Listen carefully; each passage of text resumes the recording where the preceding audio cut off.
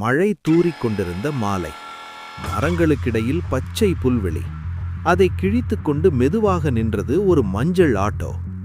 ஆட்டோவுக்குள் அமர்ந்திருந்தவர் வயது 60ஐ கடந்தவர்.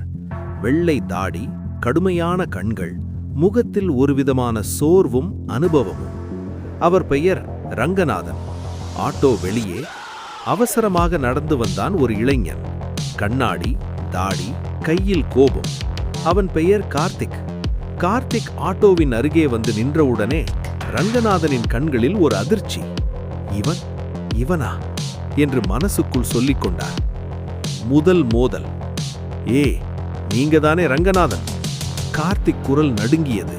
கோபத்தால் அல்ல, அடக்கி வைத்த வலியால். ரங்கநாதன் பதில் சொல்லவில்லை. மாறாக தன் கையில் இருந்த பழைய மொபைலை இறுக்க பிடித்தார். என்ன, பேச மாட்டீங்களா? எங்க அப்பாவை இந்த நிலைமையில விட்டுட்டு போனது நீங்க தானே? இந்த வார்த்தை கேட்ட உடனே ரங்கநாதனின் முகம் சற்று தளர்ந்தது. அவன் மகனா? இத்தனை வருஷத்துக்கு பிறகு? பழைய காயங்கள். ரங்கநாதன் ஒரு காலத்தில் அந்த ஊரிலேயே பெயர் போன ஆட்டோ டிரைவர். நியாயம் பேசுவார், அநியாயத்தை பார்த்தால் தாங்க மாட்டார்.